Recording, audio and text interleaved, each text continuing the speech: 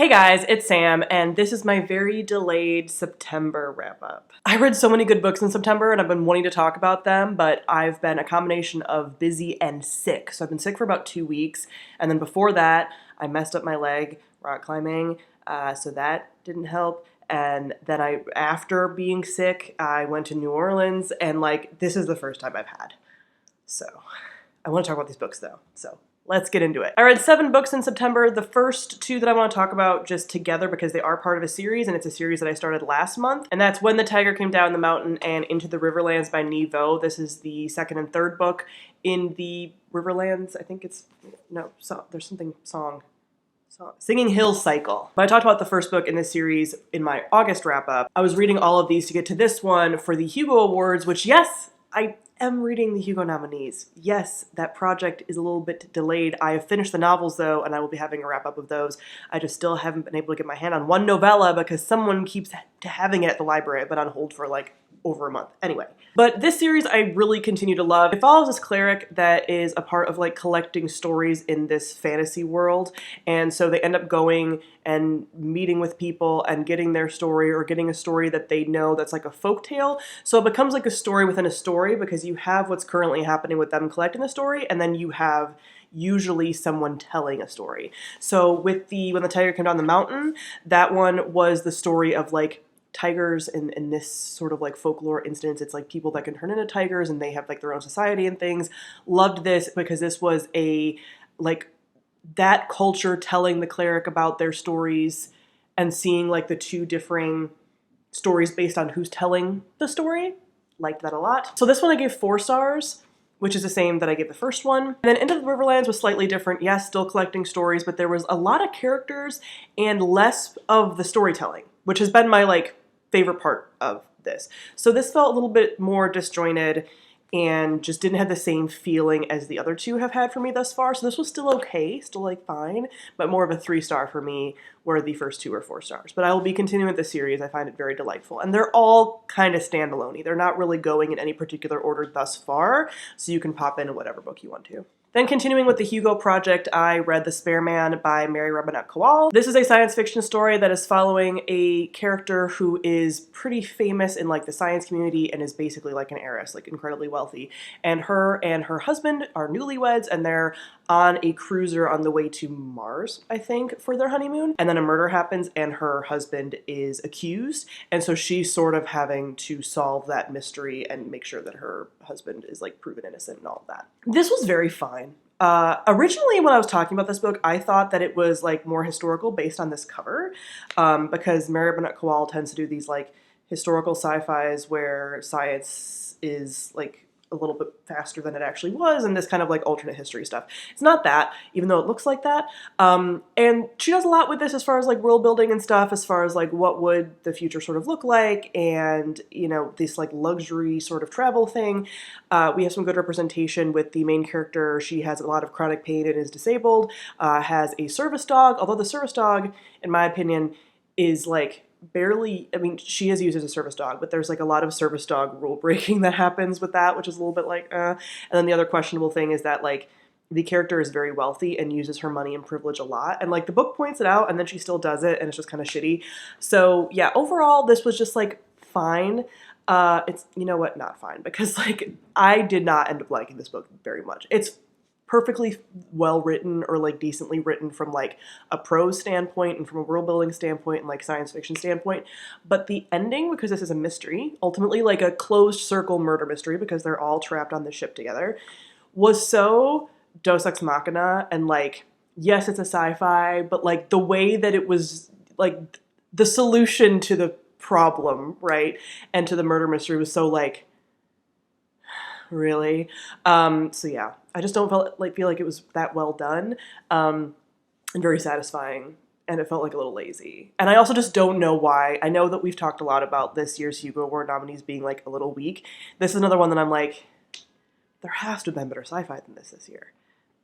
I know it for a fact. So yeah, this was 2 stars for me. Then I read A Lot's Away by Darcy Little Badger. This is one I've been meaning to read for a while. I listened to this on audiobook, and I kind of wish I would have just read it because apparently there is art in it that can assist or whatever, you know, just art and books, typically you want to read the physical copy. But I happened to listen to the audiobook, which is still very well done.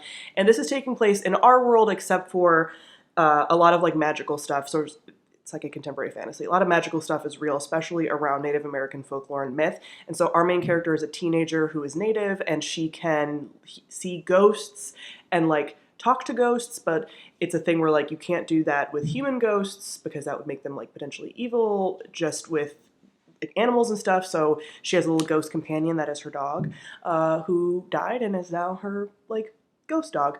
I love a ghost dog, and I will talk more about ghost dogs with a future book that I'm going to talk about in this wrap up. But her cousin ends up passing away and ends up kind of like communicating with her as he's dying that like someone killed him. And so she's having to solve this mystery. So another mystery. And I don't tend to be a big mystery person. I just happen to read these back to back. So this does have triggers for death of a family member and racism, especially against like anti-Indigenous racism. And this was another one that was just fine for me. I don't happen to like super love mysteries, but I wanted to read this for a number of reasons. One, it was like very spooky season relevant. Two, it's written by a Native American author. It's one that I've been hearing amazing things about. But now, like, a few of, and this is just one of those, like, if I had a nickel for every time this happened, like, it's weird that this happened twice kind of things.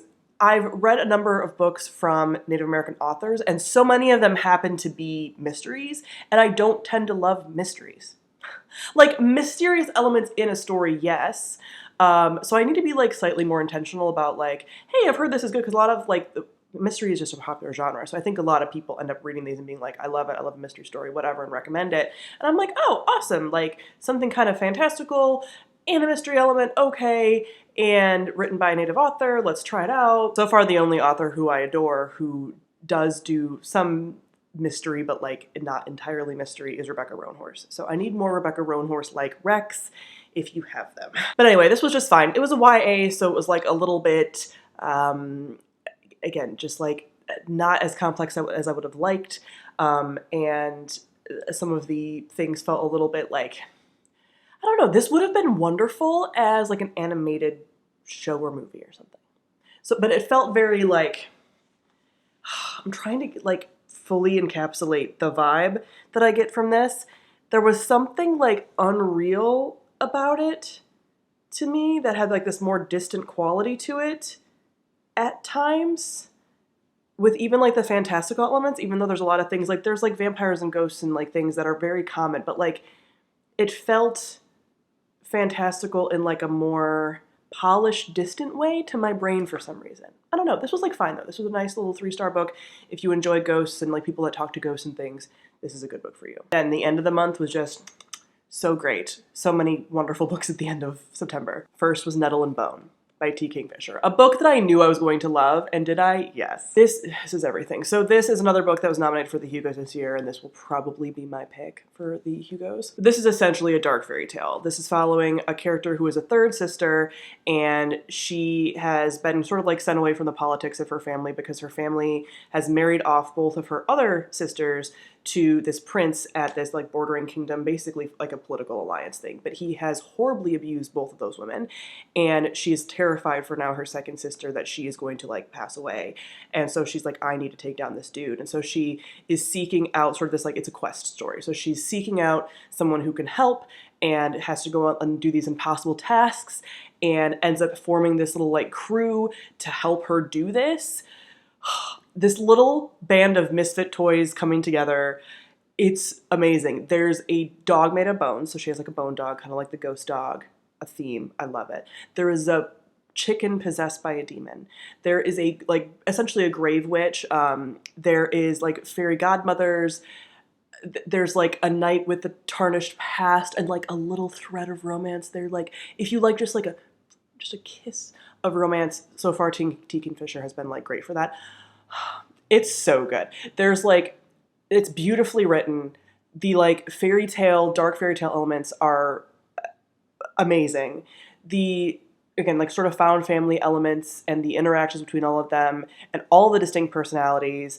And I still am remembering like all of them. I would love to reread this. I just have been loving, I just started reading T. Kingfisher this year, but I've been loving this like the darkness that she brings into her stories, and then these like fairy tale elements and just like a timelessness.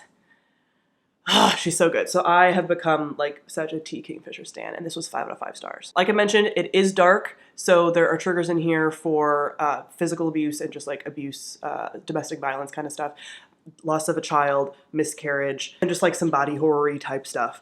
But if you can get past that, it's very good. But I believe I lent my physical copy out of this, but another book that I love that I've been reading over the months, so this wasn't really like a September specific read, but I've been reading it slowly for a while, and this is a nonfiction book called Multiamory. I think it's like Toolkit for Communication, something. Anyway, this was written by some podcast hosts that I listen to of the podcast Multiamory, which is essentially a relationships of all kinds podcast. So it's not just about like monogamous relationships or non-monogamous relationships. It's about like every kind of relationship dynamic that you could have, and even skills that could apply to like friends, family, anything like that. And mostly like communication techniques and just like relationship skills, essentially. It's very, very good. And this book is a toolkit of some of the things that they've used for a while based on like, they do a lot of like research and stuff, and things that they sort of put together over time. They've been doing this podcast for like many, many years now. And I read this, one, to support this podcast because I really love it, and two, just to have like a physical copy of all these things that they reference in the podcast. And it's fantastic as just like a primer for communication techniques and things. There's like whole chapters on boundaries, on relationship check-ins, on how to repair after a rupture in a relationship, like an argument or something. A number of different things. It's so good, and again, applicable to like any kind of relationship dynamic, style, whatever. And there are so many, they use a lot of like acronyms and things, so you can, it's helpful to remember those things. It's fantastic. So I recommend this podcast. I recommend this book. 5 out of 5 stars. I've recommended this to a number of clients already because I'm a therapist, if you guys don't know or remember that. So yeah, highly, highly recommend this. Very easy to read, very easy to digest. I tabbed it up so much, and as I've said, I've already lent it out to someone to be like, this, you need the skills in this. Everyone needs the skills in this. It would be so much easier if everyone had the skills in this. So 5 out of 5 stars. Finally, another 5-star read that I knew was going to be a 5-star read, but like, again, I just sort of like put it off. Thistle Foot by Jenna Rose Nethercott. It's so good. This is another dark story, similar to Nettle and Bone in the darkness, possibly, I would say definitely darker. This is following the story of the Yaga siblings, yes, as in Baba Yaga, who ancestrally come from Eastern Europe, and they inherit Baba Yaga's home because she's like their great-great-something grandmother. And they have been estranged for a while. They grew up in a family of like traveling performers that perform with puppets, and they have some kind of magic. Also in this world, like sentient houses are a thing. So like Baba Yaga's house in folklore is sentient. It's his house with the chicken legs and everything. So this house is sentient, but in this world they say like, you know, houses that have been impacted by hurricanes end up like growing gills, and like it's like a known thing. So there's like this undercurrent of magic in this world without it being like very obvious. And so both of these young adults, because they're like in their 20s, I believe, or like me, I think they're in their 20s, have some kind of underlying powers and stuff as well that we don't really know about. And there's also like a ton of Jewish history and folklore and things mixed into this as well. So it's like the Baba Yaga myths, which are very like pagan and like Eastern European folklore mixed with Jewish folklore and history. Oh, and it's so good. Like I said, this is dark, so there are triggers in here for anti-Semitism, self-harm, torture, and genocide. Yes, a lot, because we're covering all those things. Because we have these people inherit this house, kind of go on this like tour with the house, and then there is a dark figure chasing them who like really embodies the themes of like genocide and like colonialism and all of that. So like very dark, also like a magical figure. So again, very fantastical. This is so well written, like so beautifully written, weaving in so many pieces. This has this sentient house that I am absolutely in love with. The family dynamics between the two siblings are wonderful because it's a very complicated relationship. It has sapphic relationships. It has like just an undercurrent of queerness in general. And then all of the storytelling mixing in with actual, again, like dark stuff. We have like covering of like the Jewish like pogroms and things like that. You can tell it's so good because I like can't even talk about it. This gave me the same feeling while reading it, even though they are very different books, of The Night Circus, because of the quality of writing, because of the atmosphere, because of like telling so much with so little, like with like just a sentence, like getting so much evoked in the same way that Erin Morgenstern does it. So does she. It's so good. Yeah, that tells you something. I think this is one of those books that, like, if you love this, like, if you love The Night Circus, you'll probably love this. If you love this, I don't know if it would go the same way of, like, you would also love The Night Circus, because The Night Circus has different elements that, like, again, don't have all of this, like, history and stuff in it. Vibes-wise, this feels very similar to me as far as, like, reading experience. So I loved this. I've been recommending it to so many people. It's definitely dark, and again, not going to be for everybody, but I lost his feelings about this. This was so good.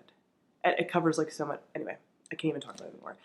This was so good, 5 out of 5 stars. So yeah, those are all the books that I read in September. Comment down below, let me know what books you read last month. And hopefully right around the corner you will get my wrap up for this month, because hopefully I will continue to have, like, a little bit of time to film the videos I want to film, like I was doing more in August and things. So yeah, not intentionally not filming videos. I just was very ill for very long. It was bad. Thank you all for watching, and I'll see you guys soon. Bye.